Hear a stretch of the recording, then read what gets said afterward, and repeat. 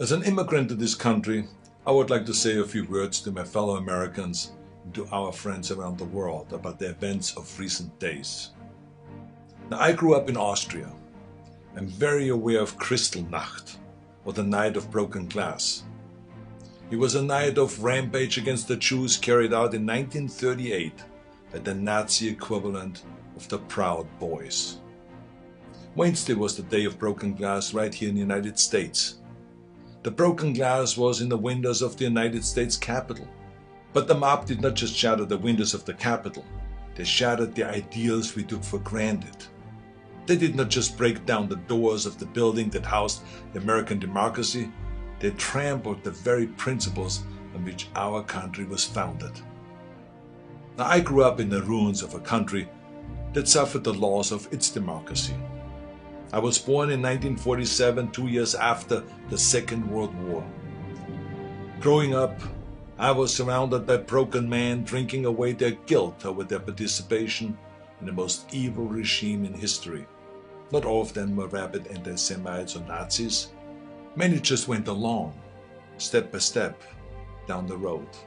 They were the people next door. Now, I've never shared this so publicly because it is a painful memory. But my father would come home drunk once or twice a week, and he would scream and hit us and scare my mother. I did not hold him totally responsible because our neighbor was doing the same thing to his family, and so was the next neighbor over. I heard it with my own ears and saw it with my own eyes. They were in physical pain from the shrapnel in their bodies and in emotional pain from what they saw or did. It all started with lies and lies and lies and intolerance. So being from Europe, I've seen firsthand how things can spin out of control. I know there is a fear in this country and all over the world that something like this could happen right here. Now, I do not believe it is, but I do believe that we must be aware of the dire consequences of selfishness and cynicism.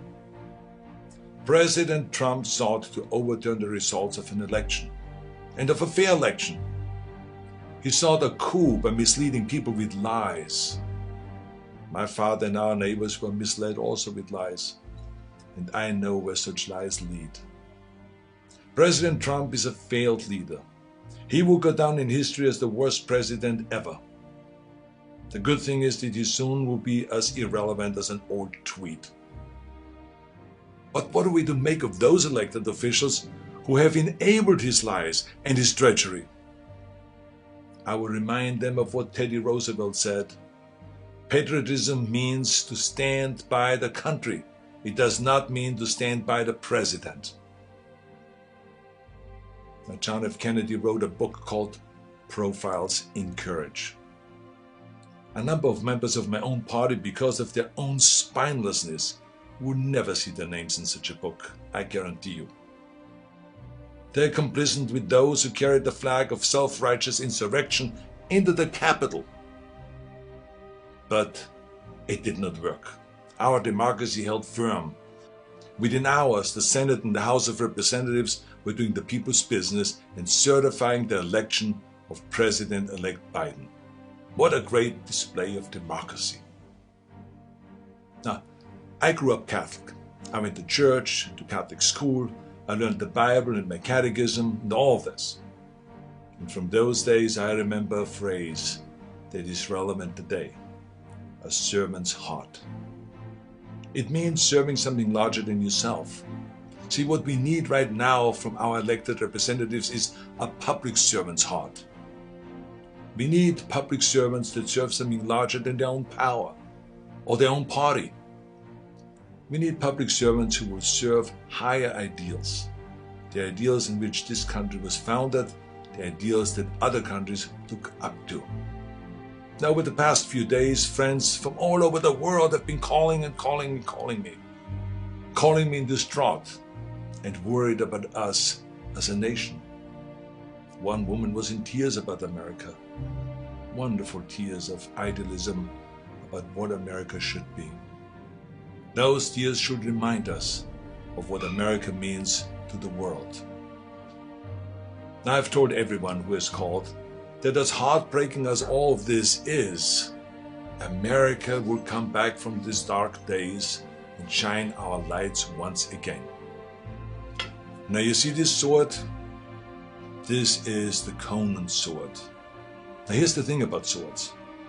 The more you temper a sword, the stronger it becomes. The more you pound it with a hammer and then heat it in the fire and then thrust it into the cold water and then pound it again and plunge it into the fire and into the water, the more often you do that, the stronger it becomes. I'm not telling you all this because I wanted to become an expert sword maker, but our democracy is like the steel of this sword. The more it is tempered, the stronger it becomes. Our democracy has been tempered by wars, injustices, and insurrections. I believe, as shaken as we are by the events of recent days, we will come out stronger because we now understand what can be lost. We need reforms, of course, so that this never ever happens again. We need to hold accountable the people that brought us to this unforgivable point. And we need to look past ourselves, our parties and disagreements, and put our democracy first. And we need to heal together from the drama of what has just happened. We need to heal not as Republicans or as Democrats, but as Americans. Now, to begin this process, no matter what your political affiliation is, I ask you to join me in saying to President-elect Biden, President-elect Biden, we wish you great success as our president. If you succeed, our nation succeeds. We support you with all our hearts as you seek to bring us together. And to those who think they can overturn the United States Constitution, know this: you will never win. President-elect Biden, we stand with you today, tomorrow, and forever in defense of our democracy from those who would threaten it. May God bless all of you, and may God bless America.